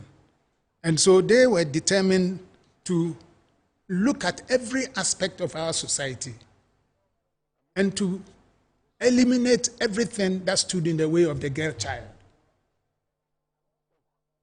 For example, if you were a woman, you couldn't, and your husband got involved in some matter or the other and was detained at the police station and they needed somebody to bail. You were not allowed to go and bail your own husband or your son or your daughter or your sister or whatever, no matter your position. You could be the principal secretary or whatever. They wouldn't let you. And it was found out that there was no law. It's just us saying that, yeah. You know. So they went against those things. Domestic violence. When somebody will brutalize a woman, and when it gets to the office, the way they say, it has nothing to do with anything. And this is the man who is supposed to protect you. So they began to tackle all those things. Look, when your husband died, the first thing they will do, and I really hope that we will have time to really look at that, because that is one area they've changed our society. You are an Akan. We are matrilineal. Yes. So when your father dies, it's like, okay, Yeah. And then they will move in and drive you out. Yeah. As soon as your father is buried, obi uncle. And you're left with nothing. You are left with nothing, and children's, education and so on. So they said, we must change these things. We must change the laws. Where we can change the custom, we will have to fight and change the custom. But where we also have to do by law, then let us do by law. So in 1985, 31st December Women Movement, led by this lady who have left us, and we will never see her like again. We will see a lot of first ladies to come. But Nana Kunadu, no, we are not going to see her like again. Very, and they made sure 85. In a space of some 3, 4, 5 months, they passed 5 laws. It started with the interstate succession law. If a man dies without making a will, then this is how we are going to share the property. 75% will go to wife and children. And So 25%. she led all of that. Yeah, she left all of that. Family accountability law. Like, me na me Abusia Penyini, Abusia Penyini, come and render account. I have no account to give anybody. I am the Abusia Penyini. I say, we spent so much, we did this one, we did this one. That's all. We make sure that you go to court. Somebody met somebody, he didn't marry them, by ordinance or something. Yeah. Now, then they call the person Mpanaba. It's criminalizing me. What my father and my mother, what they did. I am the one. So it's like the law does not recognize me. My rights are this. No. To no photo. We get this. They do hear people say somebody is a bastard. But in the past, when we were, during our time, this is a bastard.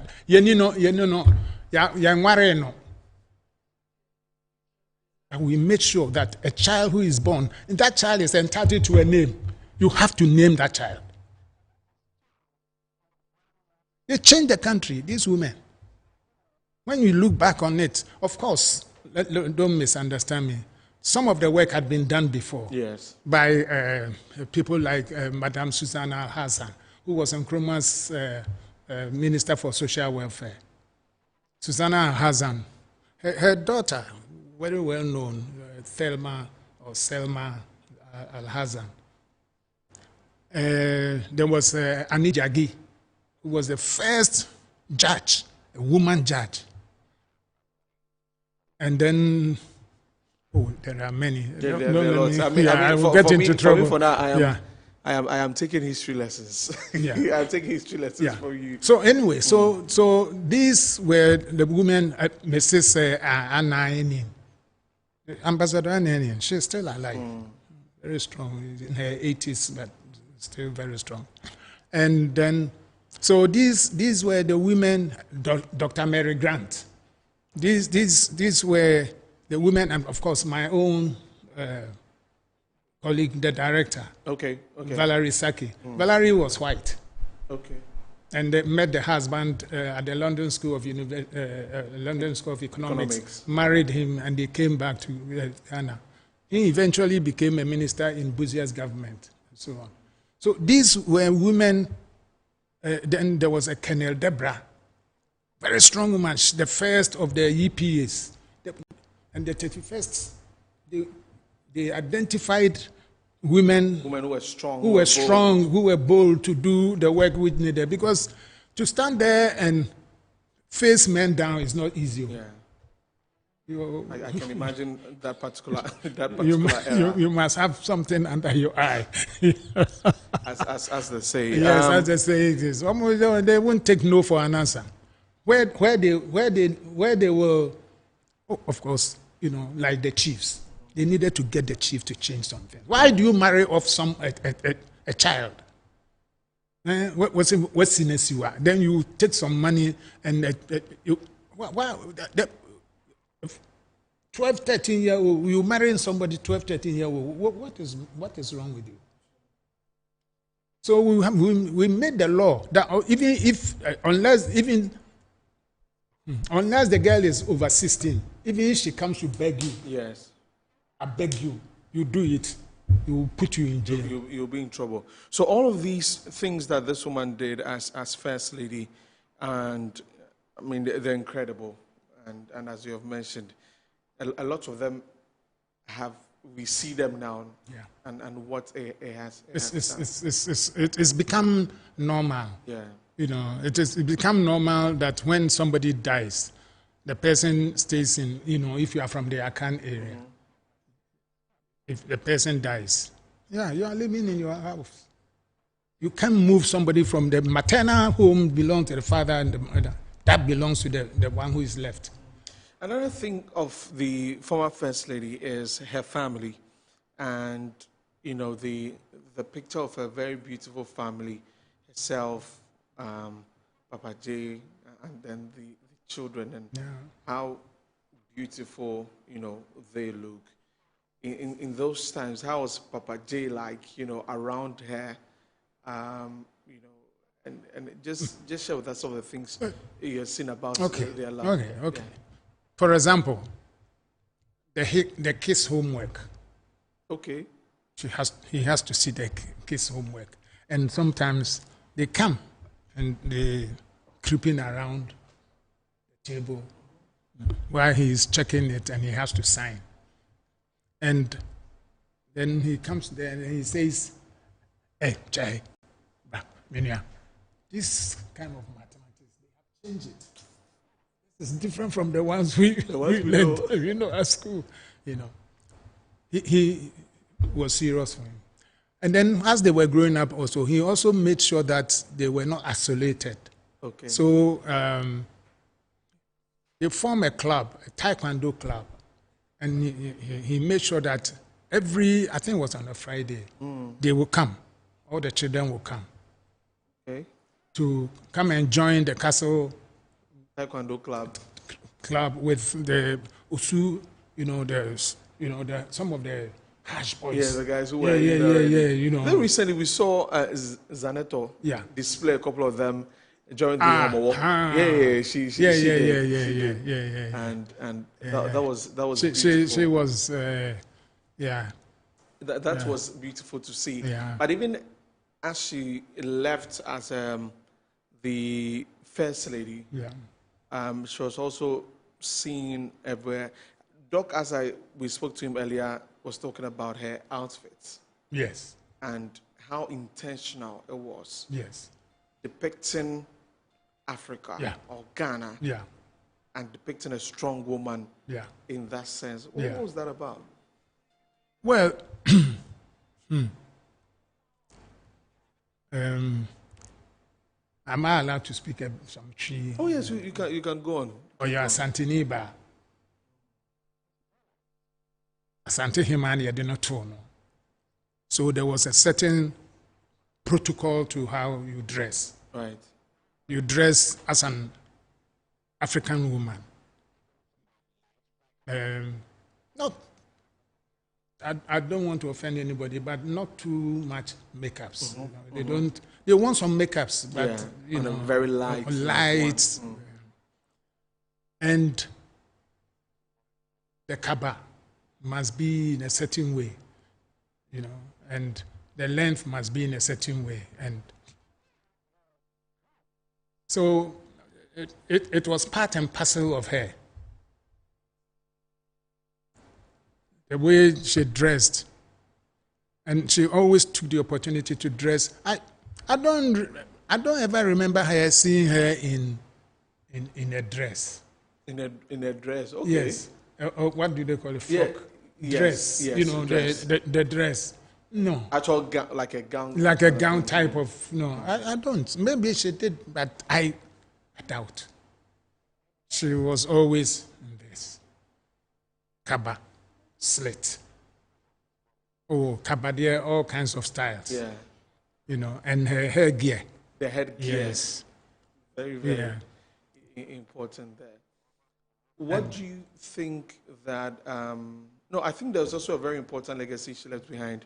I've forgotten the name. I remember that one of the sports journalists in the country, Fintio Tahiru, talked about it. It was about schools for kids whose mothers were in the markets. Yes. Something like that. Yeah. Well, you want to look at the...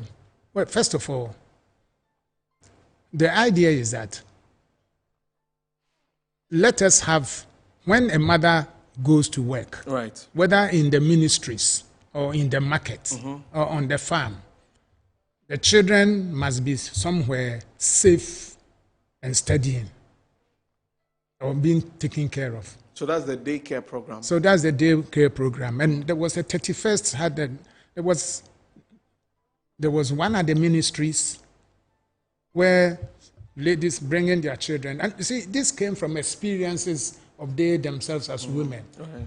Mrs. Cecilia Johnson, the late Mrs. Cecilia Johnson, when she had her daughter, Della, and she was having difficulty with leaving her, she would bring her to work. She was working at the Ministry of Trade as a commercial officer. And Della would be crawling around under the desk and getting in everybody's way. True. Of course, you couldn't keep it up for a while. Otherwise your colleagues will drive you out of the place.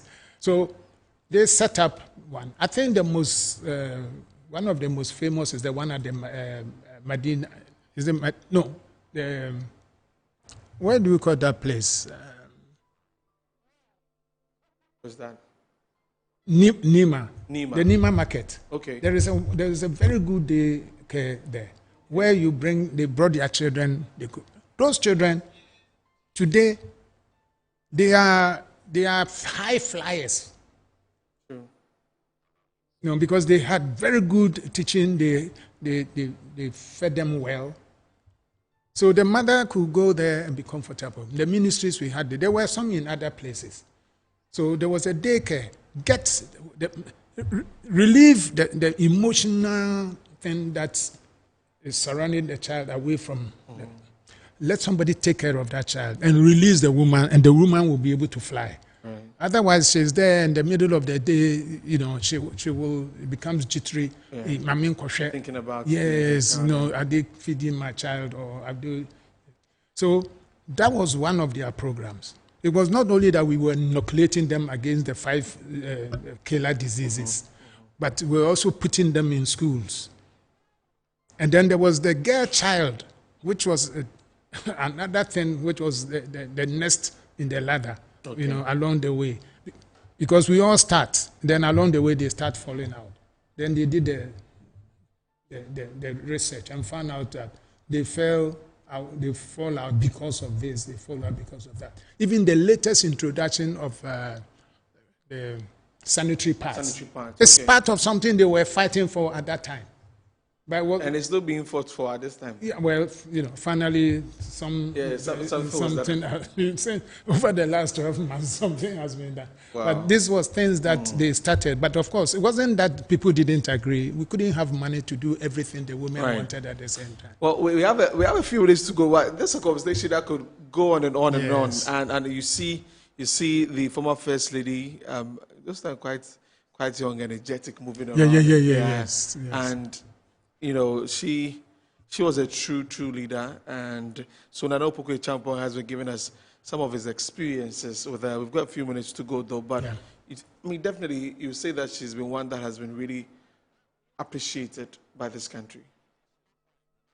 Sorry, come again. Yeah, I'm asking that you'd agree that she's really been appreciated by this country. I think that, you see, again, there's a tree proverb that says, right. When she died, everybody would say that, oh, no, I'm not going to do. It's like if you have to admit. I mean, you have to admit that that woman did something for this country. She did. When she went and finally she went to this Damango, or was it Jirapa, and she finished the thing, they had to rush her to hospital. We had to evacuate her. Otherwise, we would have lost her. She was willing to put to the sacrifice. She was willing to sacrifice her for her people. She wanted it because this was an opportunity to do something for the women. All these today, when you are going to Kumasi, when you go passing somewhere, you will come across all kinds of people selling gari. Yes. That's the spin-off of her. The gari factories. People were laughing at the gari factories.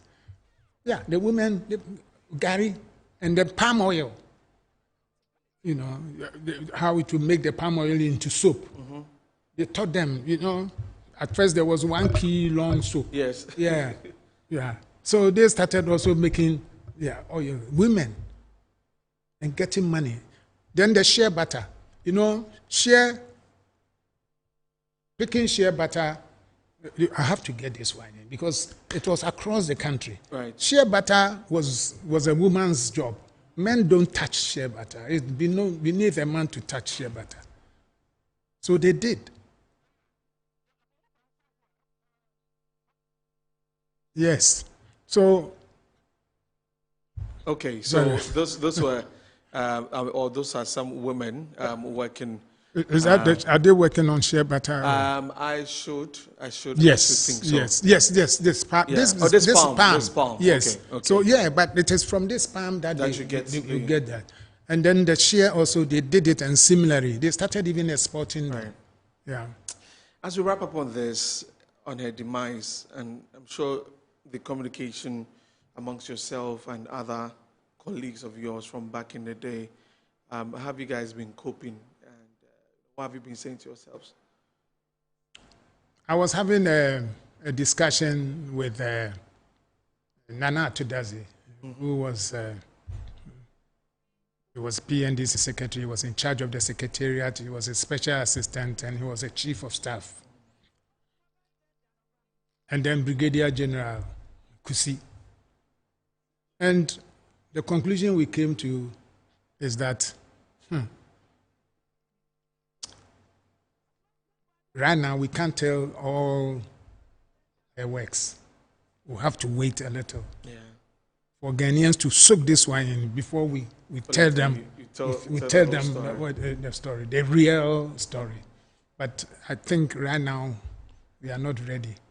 But as we celebrate those anniversaries to come, We shall tell all of those stories. We shall see the length of this frog.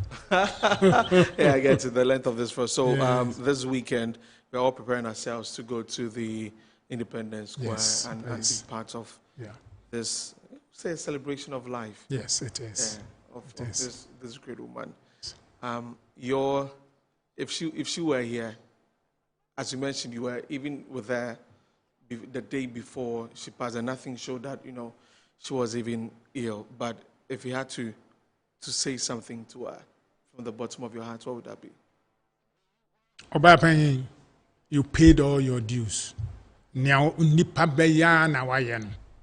Of course, you are human, so you didn't always get it right.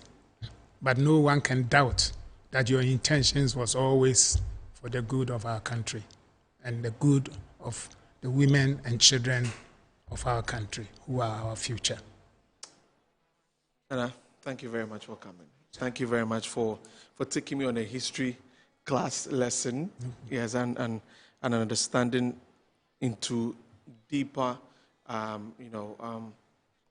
or deeper into the works of this great woman, Nana Konadu Agyeman-Rawlings. So, ladies and gentlemen, we've been speaking to Nana Opoku-Acheampong, former Deputy Director of the Castle Information Bureau, sharing with us his experiences with Nana Konadu Agyeman-Rawlings as she goes home this weekend. We'll definitely be bringing you up to speed on that particular development. And this is where we wrap up on the show for today. Many thanks for joining us. My name is Desmond Okreko-Danso, and join us on our website, www.metrotvonline.com. Enjoy the rest of our programs. Bye-bye.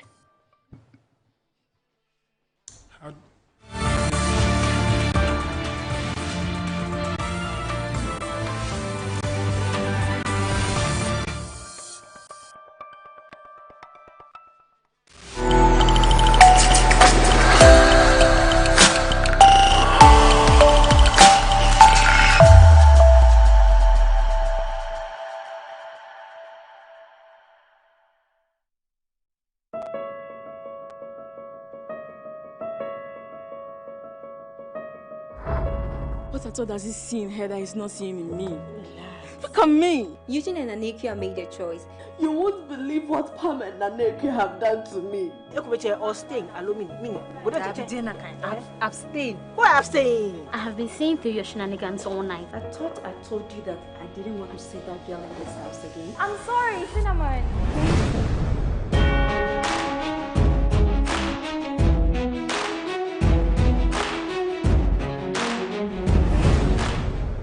Lost. I've won the battle. Get over it. Battle? Whiny. I like you very much. That's why I brought him this. Protect me? Yes, I'm ready to listen to you. Eugene Clark. That boy. That womanizer. You are old enough. I would like you to man up to choose among these two. Now, the baby is baby. So you are coming to come and see. Sometimes I just sit and then regret what really happened. Take care to prevent pregnancy.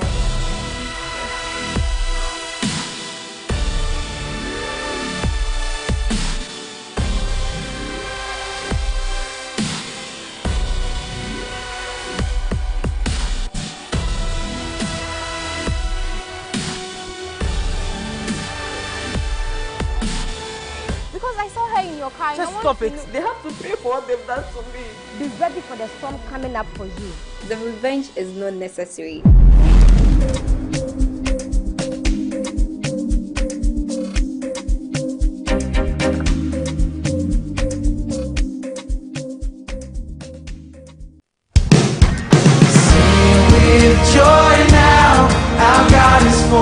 If God is for us, who can be against us?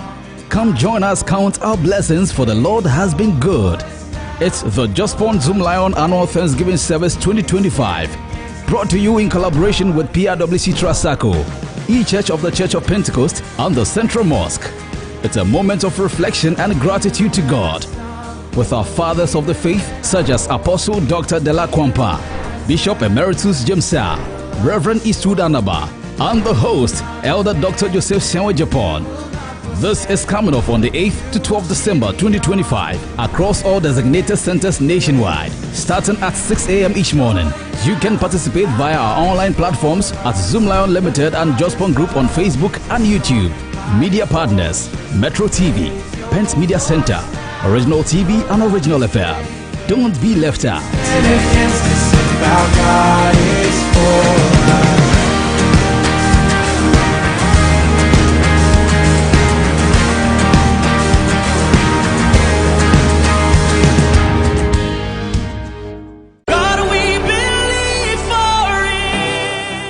Dear woman, this is your invitation to pause, breathe, and be renewed. The 3W Conference, Woman, Wife, Warrior 2025 is a sacred space to remind you of who you truly are.